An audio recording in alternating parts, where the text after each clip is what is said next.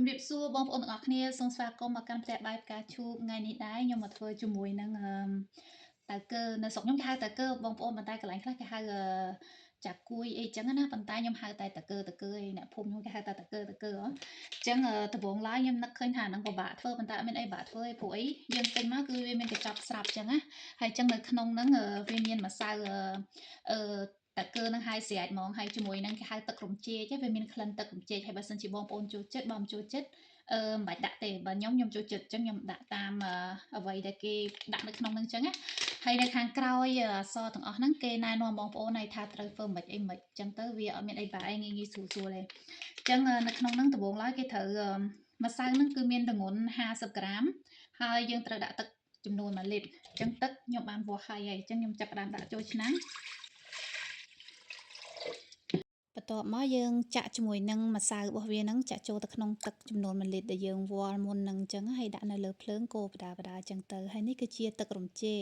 បើសិនជាបងប្អូនអត់ចូលចិត្តក្លិនទេមិនបាច់ដាក់ក៏បានដែរប៉ុន្តែខ្ញុំចូលចិត្តអញ្ចឹងទៅខ្ញុំក៏ចាប់ផ្ដើមលាយជុំគ្នានឹងទាំងអស់អញ្ចឹងណាហើយទឹករំចេកហ្នឹងគឺនៅក្នុងថង់របស់គេហ្នឹងហើយបងប្អូនហើយបន្ទាប់មកហ្នឹងខ្ញុំចាប់ផ្ដើមវាល់ជាមួយនឹងស្ករហ្នឹងចំនួន100ក្រាមស្មើនឹង1ខាំហ្នឹងចាក់ចូលទាំងអស់ហើយស្ករនេះដែរមានអ្នកខ្លះក៏គាត់អត់ចូលចិត្តផ្អែមដែរគាត់អត់ដាក់ស្ករទេគាត់ចូលចិត្តញ៉ាំរសជាតិធម្មជាតិអញ្ចឹងគាត់អត់ដាក់ស្ករដាក់ទឹកម្ចេកទេខ្ញុំចូលចិត្តអញ្ចឹងហើយខ្ញុំថែមស្ករតាមក្បួនដែលគេសរសេរនៅខាងក្រោយកញ្ចប់ហ្នឹងតែម្ដងចាក់ចូលកូរទៅកូរមកអញ្ចឹងណាបងប្អូនសំខាន់ហ្នឹងកុំឲ្យវាខ្លោចបាតយើងអាសាមកមើលវាអញ្ចឹងទៅដាក់វាឲ្យភ្លើង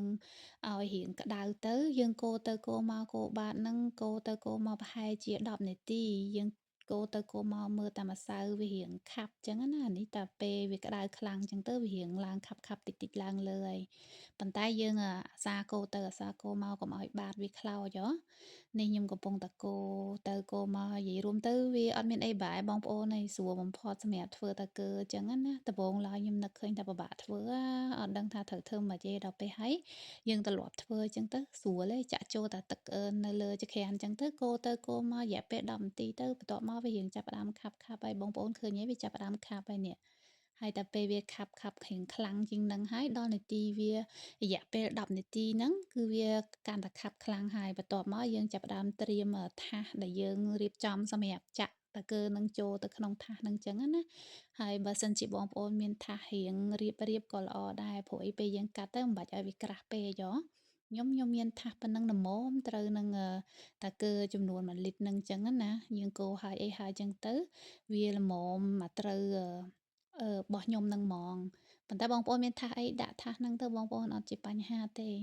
ចឹងឥឡូវហ្នឹងគឺដល់នាទីហើយយើងចាប់ផ្ដើមកូរលើកចុងក្រោយហើយយើងចាប់ផ្ដើមចាក់ចូលទៅក្នុងថាសដែលយើងបានរៀបចំនៅចិត្តហ្នឹងអញ្ចឹងណាយើងធ្វើម៉េចដាក់ឲ្យស្មើយើងលើកកលែងទៅឆ្វេងទៅស្ដាំសម្រាប់ឲ្យវាស្មើដល់ពេលវារឹងទៅគឺវាស្មើគ្នាស្អាតល្អយើងស្រួលកាត់អញ្ចឹងណាបងប្អូនហើយយើងទុករយៈពេល30នាទីដើម្បីវាត្រជាក់ទៅវារឹងឥឡូវហ្នឹងវានៅក្តៅគឺវាទន់ចឹងឯងយើងទុកឲ្យវាខាងក្រៅផ្ទះក៏បានដែរខ្ញុំនៅនេះមេឃរៀងត្រជាក់ទៅដាក់ខាងក្រៅផ្ទះតាមផ្លេតបានញ៉ាំហើយយ៉ាងហោចណាស់ក៏ទុកឲ្យបាន30នាទីដែរបងប្អូនទម្រាំតែវាចុះត្រជាក់ហើយសាច់វាចាប់ផ្ដើមរឹងអញ្ចឹងណាបានអាចយកមកញ៉ាំបានបើមិនអញ្ចឹងនៅទន់អញ្ចឹងយើងញ៉ាំអត់ទាន់បានទេអត់ឆ្ងាញ់ទេហើយនេះគឺជាលទ្ធផលបន្ទាប់ពីខ្ញុំទុកអស់រយៈពេល30នាទីយកចូលមកវិញហ្នឹងគឺលាស់ទៅរៀងដូចវាល្អបងប្អូនវាលោតអញ្ចឹងណាហើយសាច់វាក៏ល្អដែរខាងក្នុងណាបងប្អូននេះខ្ញុំអត់កាត់ខាងលើចោលទេព្រោះអីខ្ញុំធ្វើរៀងស្ដើងដែរបើសិនអ្នកគាត់ធ្វើរៀងច្រើនទៅគាត់កាត់ខាងលើហ្នឹងគាត់ចោលអីចឹងណាហើយការកាត់វិញកាត់តាមស្ទាយរបស់បងប្អូនទៅបងប្អូនចូលចិត្តធំតូចតាមចិត្តរបស់បងប្អូននៅខ្ញុំប៉ុណ្ណេះហ្មងអាចយកមកធ្វើផ្អែមបានណាហើយអានេះនិយាយទៅយកទៅធ្វើភេសជ្ជៈក៏ត្រូវធ្វើអីក៏ត្រូវដែរញ៉ាំបានគ្រប់មុខហ្មងហើយត្រជាក់ក្នុងល្អទៀតចឹងថ្ងៃនេះវីដេអូខ្ញុំដល់ទីបញ្ចប់ហើយអរគុណបងប្អូនទាំងអស់គ្នាដែលបានទស្សនាតាំងពីដើមរហូតដល់ចប់ចាំជួបគ្នានៅក្នុងវីដេអូថ្មីជម្រាបលាចា